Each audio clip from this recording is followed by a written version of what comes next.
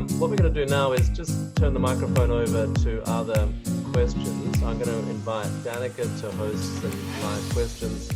Danica in Sydney from Investability. Over to you. Thank you. Thanks, Simon. And so far it's been so interesting. I have seen that there's been a few people that have raised their hands from the very start. So we will get to them, I guess, in order that they've raised their hands. So first up, we've got Paul Hayward. And I've just allowed you to talk, Paul, so go ahead. Not sure if he's there. Perhaps we will... No, okay. We will move on to Otto Chululu. I don't know if I said that right, but if you've got a question, feel free to ask it. I have no question. Thank you. Thank you very much.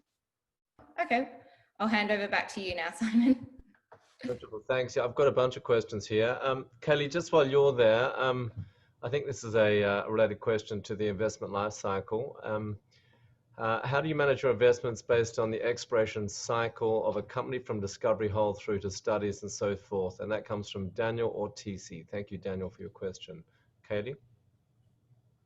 Yeah, well, if we're fortunate enough to get in early, and then we typically will hold a company, an investment for 3 to 5 years, sometimes longer. We've been in, but that's the sort of horizon we'll look at, a minimum of 3 years for these kind of companies. I think, as I mentioned earlier, the liquidity piece is an issue for us. So, you know, if there's a lot of success, we might try and see if there's liquidity to take a little bit of profits on the way up. But generally, that we're there for a long term. We balance our portfolio. We have a range of all the way from the major producers down to the small exploration companies, and we balance our portfolio between those to diversify our risk. And I think you have to realize, you know, even if it's a small company that's you know, for want of a better phrase, a 10 bagger that you've made 10 times your money on, if it's a tiny company, that might not actually equal much of a return within the scope of the huge companies that we have much bigger portions of the portfolios. So we have to balance all of that. But we like to play there, and we have made good money on juniors. And I think those continue to support. If we like what they're doing and we still see value opportunity, we'll continue to support a company right the way through its life cycle. Thank you, Kaylee. Jason Ward, we've had a lot of questions for Sol Gold. I'm just going to pass one on here from Alan Tonner. Alan's asked a question for Jason Ward again from Sol Gold. It's been 6 weeks since La Hueca drilling got underway. Can we expect an update soon? It seems strange that Porphyry has been updated 3 times over the same period. Jason, thank you. Yep. Yeah, we're constantly reprioritizing our projects as we drill them and get more info. The reason Porphyry was announced and had to be announced is we consider it highly material. We consider it a discovery hole. When you get alteration like that, multiple phase intrusives like that, and more importantly, chalcopyrite throughout the length of the hole from 15 meters down to 900 meters, that's something that needs an announcement. La Hueca, we're still drilling hole 3. Yeah, we could expect an announcement soon, but nothing like the discovery hole at Porphyry, which is a game changer for us. Very good. Thank you, Jason. Jason, I've got a question from Tom, and he's asking how many, on Porphyry, when can you expect first results coming out from the assays? Do you have any sense of timing on that just at the moment? All the samples are in the lab at the moment. We should start to see some very soon this week, but we'll probably announce the entire hole together. So up to 3 weeks before we get the entire 900 meters back, I'd imagine, and put an announcement out. Thank you very much. That's great. A general question. I've got lots of debate on the Q&A about Indonesia versus Philippines versus Ecuador. And the question is, and maybe any of the panelists feel free to jump in, where is the next land rush for copper or for mineral ore bodies. The countries mentioned were Philippines, Indonesia, and Ecuador. So for any of the panelists, feel free to offer an answer on where they'll be looking for big porphyry ore bodies in the future. You know my answer, so I don't need to answer. Yeah, I see that you've got an Ecuadorian phone number, Jason. So yes, I think I do. Although I believe you're in Queensland right now. Yeah, yeah. I'd agree with Jason. It's Greg here. And Greg, can you contextualize that for us? You're a seriously experienced porphyry geologist. Why Ecuador? And why have they not been found, given that Ecuador is next to Chile and Peru? Why is that such a significant opportunity? Ecuador's underexplored. It's in a prospective belt, and politically I'd rather Ecuador than the Philippines, and Indonesia's fairly well explored. So of the three, Ecuador gets the nod. Are the prizes bigger? And a question for Jamie as well. Jamie, if you have a view here, given that you're an independent scientist looking around the world, I would expect a bigger prize, yes. Bigger prize. Jamie, what do you think? Yeah, well, I mean, I kind of agree. You know, Ecuador is underexplored relative to the neighbouring belts, but I still have a lot of faith in Chile, because there's so much area undercover that hasn't been fully explored. And also in Arizona, places like that, very well endowed porphyry belts, well known for hosting major deposits, where there's a lot of potential still undercover that hasn't been fully explored because it's difficult to explore under. And it's no Boda's at very early stages, but what Boda does demonstrate that the Lachlan, the central part of New South Wales, does have enormous potential. And I think the discovery of Boda triggered a huge exploration boom, and there was a huge amount of money raised by junior explorers to go in. You just need the right tools and the right techniques and the right financial backing to go in. But you know, the prize is Ridgeway, for example, a beautiful deposit. It's only 250 metres across, pipe-like structure. But the grades of Ridgeway and the tons per vertical metre make it a fabulous discovery.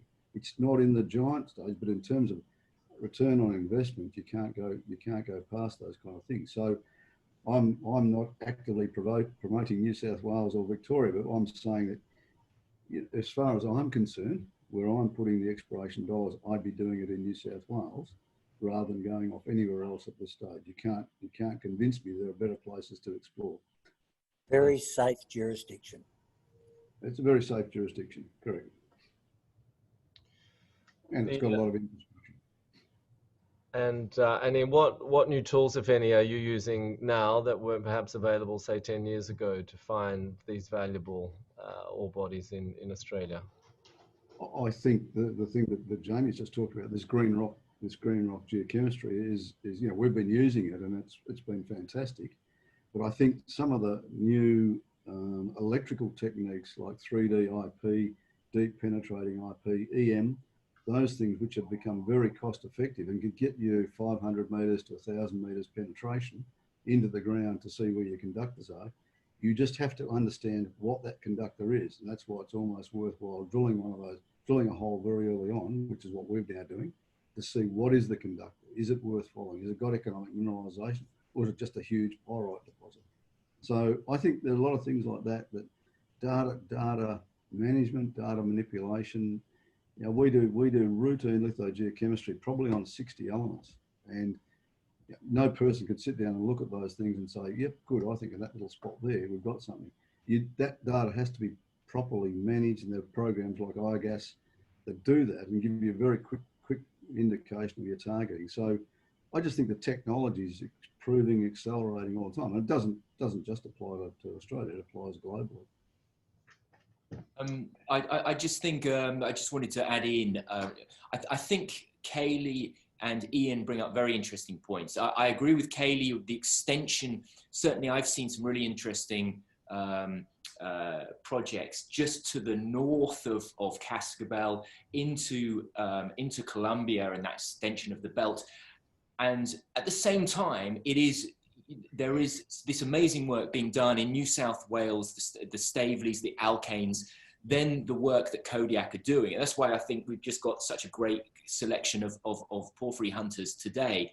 But there is that argument that amazing geology in Ecuador, where it's just underexplored phenomenally, then around the world, there is still huge amount of work to be doing just by drilling deeper. And that's the thing. I think there's arguments for both that can be made. The other question that I did have was for Jamie Wilkinson, and amazing technology. And like Kaylee, I'm interested in the use of technology and the industry taking it on board when it's showing promise and using it. And this seems really interesting work that you've got going on here.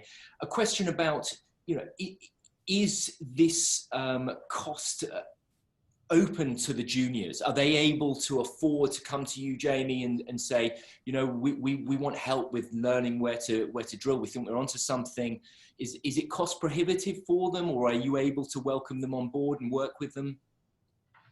Sure. I mean, I came prepared with an answer for that one because I thought that might be a question that came up.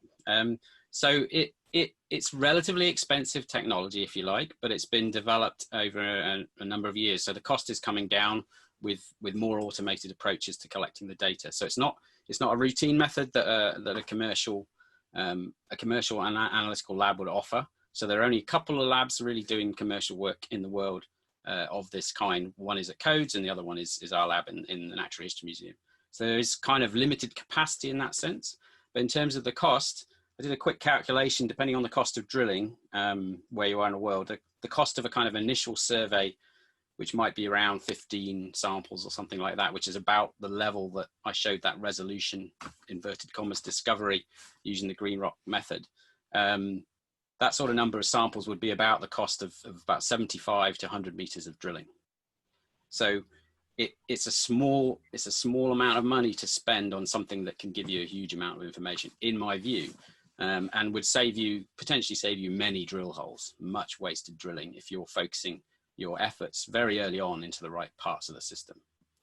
So it's relatively expensive as an analytical tool, but if you compare it to the cost of drilling, especially if you're drilling through cover, then it's very cheap, I would say. And maybe Ian can comment on that because he's been involved in actually applying it.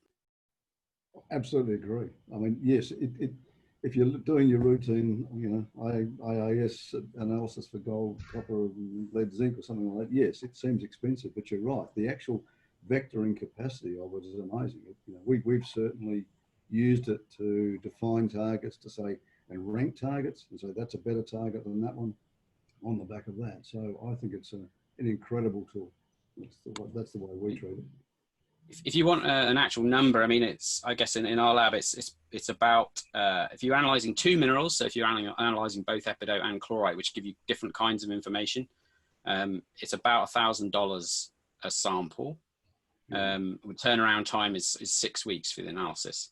But for, I've done consulting on exploration samples of this kind quite a bit, and a sort of initial survey over a large area, maybe up to 1,000 square kilometers, or certainly several hundred square kilometers, you could get an initial view on where the likely centers are with about 25 samples, or even less potentially.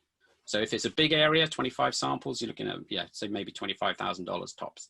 And it could be half of that if you're only analyzing if you're just interested in the chlorite information. Great, It's thank you, very Jay. cost effective. Thank you. Danica, I believe you've got a verbal question from somebody there. Do you want to see if he's around? We'll give it a go. We've got Omar has raised his hand, so I've just allowed him to talk. If you're there, Omar, feel free to ask your question. And while waiting for Omar, Chris Cairns, are you live there at the moment? I am indeed, yes. Good, mate. Thank you. Danica, it sounds like Omar's tuned out, gone to the bathroom or something. Chris, I've got a question. Two questions, in fact. One, when will we expect more drill holes? When you're drilling the Porphyry target underneath the Victorian farmland, I believe next month, November. So the question one is, when will we see results from that? And question two is, in your materials, you talk about the analog between Thursday's Gossan discovery, the structural copper on top, the porphyry underneath, and the resolution porphyry and the magma copper mine in Arizona. Why is that the analog for you looking for copper porphyries in Australia? Okay. First question may have misunderstood a little bit in that we're currently drilling and have been drilling throughout. We did slow down during the winter because it gets very wet during the rainy season in Victoria, and there's, in the flat farming country, there's nowhere for that water to go. So we have a couple of rigs on tracks, and logistically it's a bit challenging. So we backed off to 2 rigs during winter. From the 1st of September, we've had 4 rigs, and so we're in full flight at the moment. Again, I did mention that a little bit frustrating that we're in the queue with every other gold explorer in Western Australia as our samples come over here for sample prep and processing. So it's kind of like assay-wise watching a python swallow a chicken. We know that the assays are coming through, but it hasn't got to the other end yet. But from November, you're quite right, we have another 2 rigs turning up, so 6 in total, to drill the 1,500 meter deep holes looking for the porphyry, or the equivalent, our porphyry equivalent of the resolution porphyry at magma, which sort of segues into why we think it's appropriate. And Greg Corbett has worked with us from the outset on this project, as well as Scott Halley, well-known geochemist / mineralogist, and really the system in terms of its attributes of the sulfides that we see, the distribution of the sulfides, the alteration styles, really does lend itself to the comparison with that magma system. We see a zonation that does give us a vector towards the porphyry. As I mentioned, we go from sort of a distal low sulfidation type assemblage to a more proximal to the porphyry high sulfidation assemblage with specific copper minerals becoming more abundant as we get closer to that target. And we've got those seismic sort of targets. So they're pointing in the same direction, thankfully. So yes, very busy and frustrating that we haven't seen assays yet, but very much on its way, and I expect we'll have a very good news flow once they start to come through. Look, I just wanted to say thank you to all of the panelists for giving us their time generously today. Thank you for the audience. There's a lot of people still listening, and that's impressive. They come all the way through the 2-hour session. So thank you to everybody for their time. We are going to be back on for an afternoon UK time session here in just over 4.5 hours. We're going to welcome our afternoon session with Professor Wilkinson, Salazar, Solaris, and Kodiak into a North American time zone. We've had such a wonderful response. We will get to your questions on my inbox on presentations. If you want any of the materials today, including the recorded Zoom session, please feel free to contact Arlington. You can see that through the online advertisement. A special thank you to Investability, Danica and Eleanor for making it possible. And we hope to see you again soon. Thank you for your time. Thank you. Thank you, Simon. Thank you. Cheers. And Roger. And Cheers, Simon. See you later. thank you. Thanks, guys. Thank you. Bye.